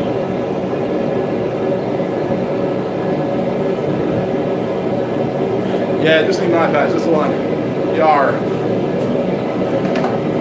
Someone needs to make me a cutlass. Anyone know a bladesmith?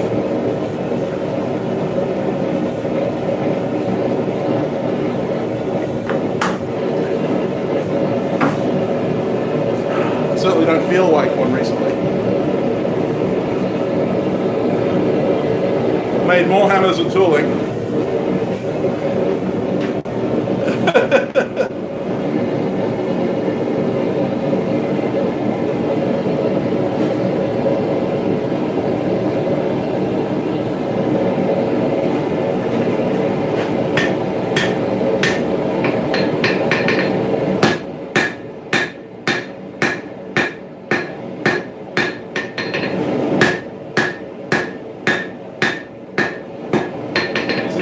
Face that one. Just draw down the taper a bit faster.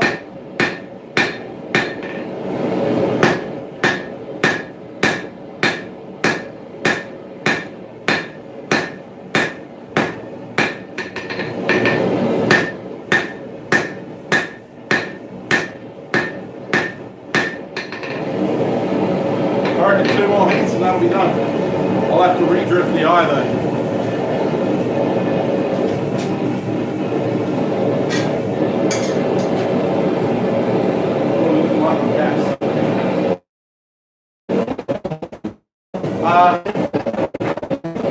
Follows my Instagram and Facebook will have seen a photo of what looked like Hank trying to explode, but it wasn't trying to explode.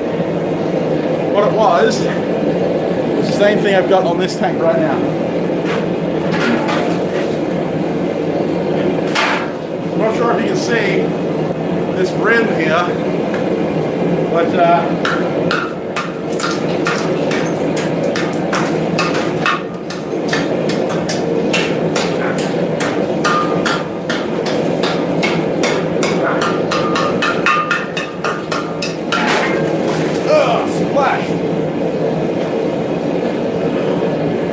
that was refreshing. Hey, Ed.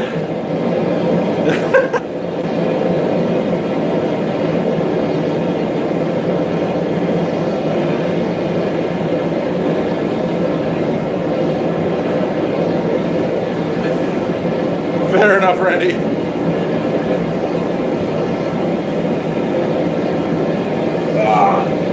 It all went right down the top of my shoe. That was cold. Nothing like a spritz of ice water to make your life interesting.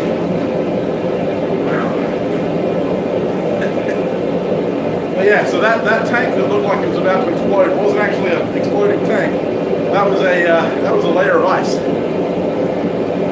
Cold days, running the forge for a long period of time.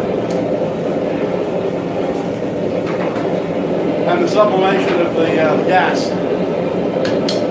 Yeah, I was complaining on top, that's true. It did actually, it did feel pretty good. That was a welcome spritz. Sure.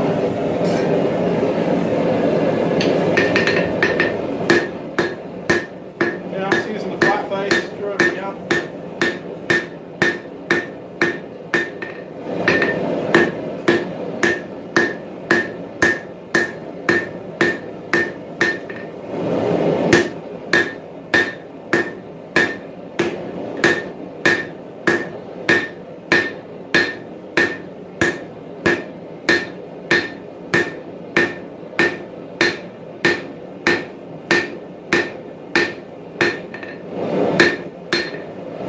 just going to knock the corners in. That's,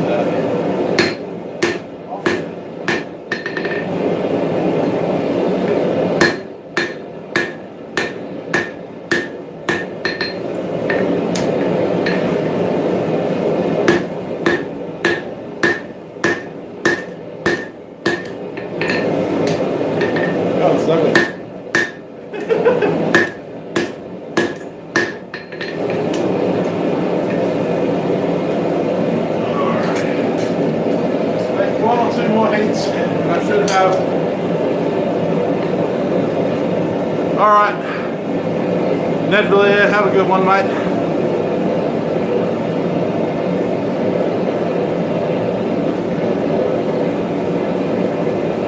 No, the camera's actually further away than you think. So, the camera's safe. The camera's actually about 2 foot away, sideways, and then about 3 foot up. So it's not close enough to be heard.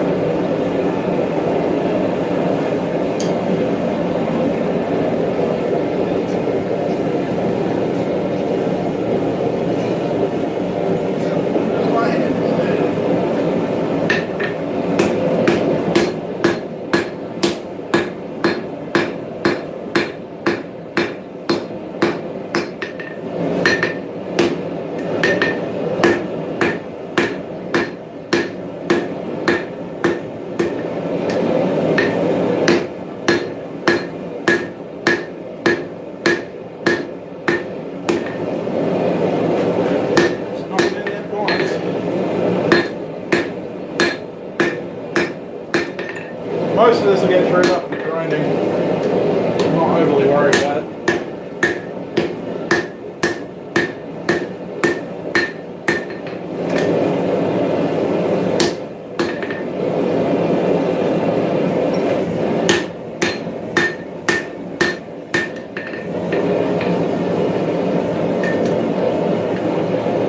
It's pretty much the whole story, really.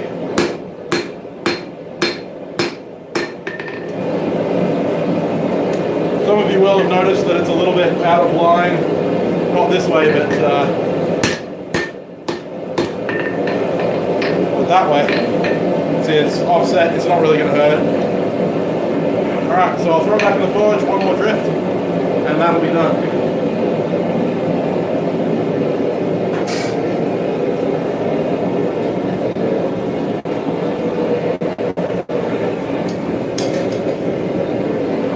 Move you back.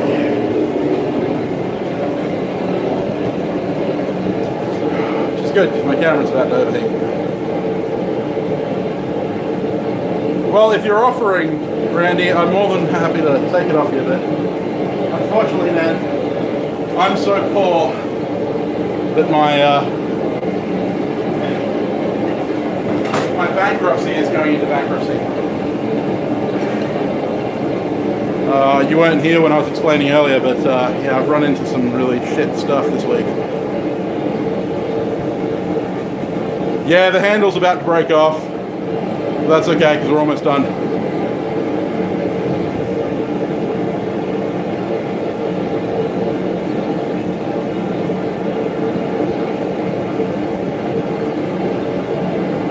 I'm making a hammer eye punch, Ed. Night, Ben.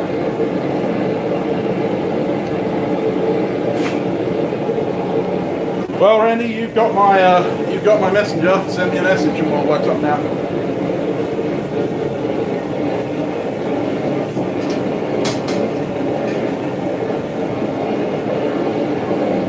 Although I will say, I do actually have, I'm not sure if you've seen, but I do actually have a full-length custom-made apron made by my wife. I just don't wear it. What are you sorry about?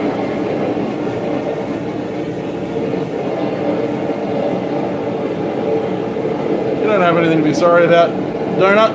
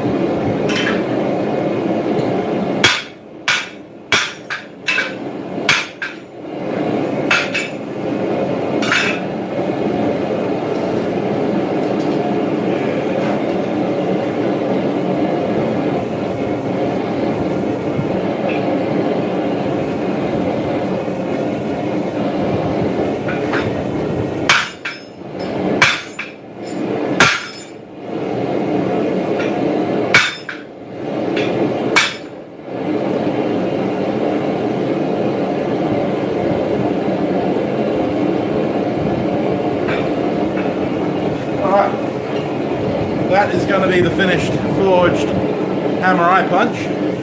It's got a lot of grinding to be done on it, but it's been just over 2 hours.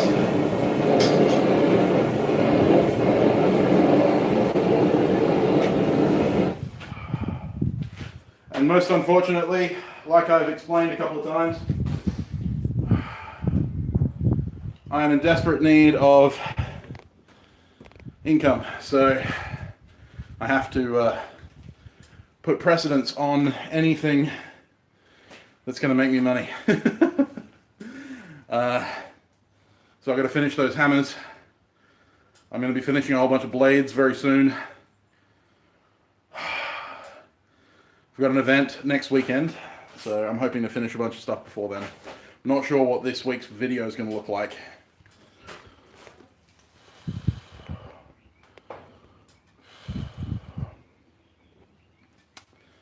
The swage block's awesome.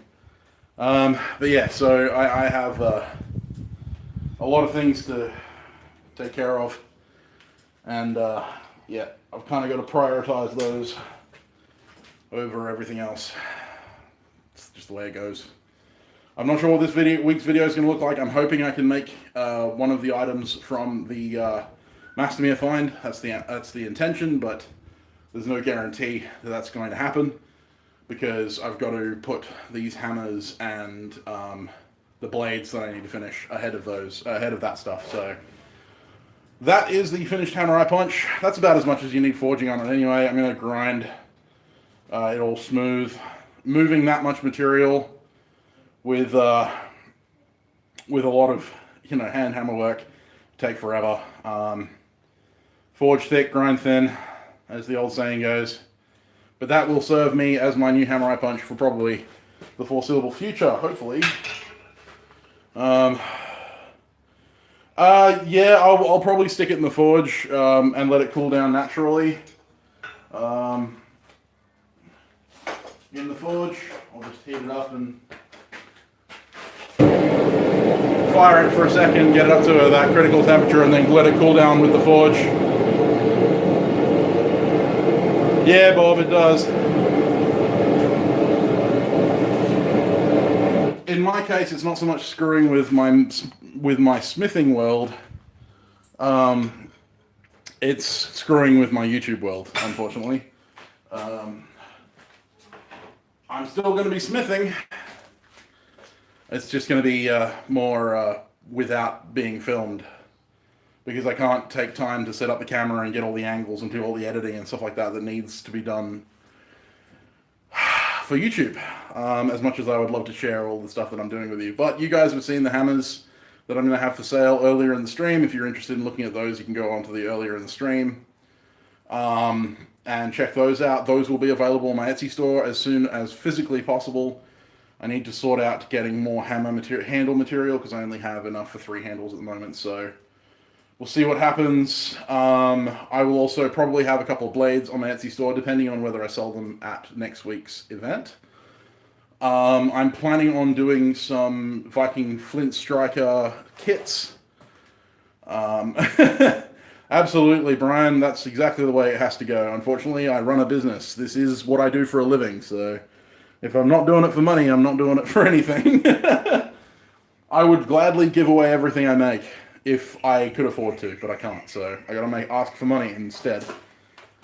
But yeah, so I'll be putting up a bunch of stuff on my Etsy store very soon. If you're interested in having anything custom made, you can always contact me at samtownsbladesmith@gmail.com, or you can message me on Instagram and Facebook, and we can organize something through there. I'm always happy to take commissions. At the moment, it will be on a backlog behind everything else, but that's about it.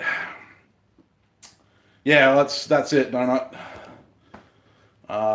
Filming and editing and all that kind of stuff takes a whole bunch of them for a whole bunch of time from a guy who spends all of his time swinging a hammer. So, hope you enjoyed this video. Sorry it's been not as fun-loving, Sam, as you're used to. I'm a little distracted with everything that's going on in my life right now. For an explanation, you can always go back in the stream and find me explaining what's going on. But yeah, I will see you guys very soon in a video on Wednesday. I will be uploading a video, whatever it will be. I don't know what it'll be, but it'll be something. I hope you have a fantastic week.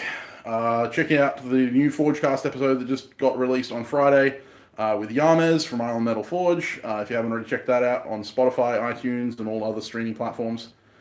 You can also check out the Forgecast episode next Friday, which will be just me and Nils, because Alex is now currently on his way to Tasmania. I think he's leaving tomorrow. So Valhalla Ironworks will not be on the Forgecast or on YouTube or anywhere else, pretty much, for the next couple of weeks, given the move. So, with that being said, I'm going to jump off. I've got work to do. I hopefully will see you on my Instagram and Facebook feeds when you can check out what I'll be doing, because that's where I'm going to be more active. Taking photos doesn't really take as much time. So, if you want to see what I'm up to, make sure you check out all the Instagram and all that kind of stuff, links in the description below this video. And yeah, hopefully you enjoy yourselves this week. I will see you in the next video. Cheers, guys.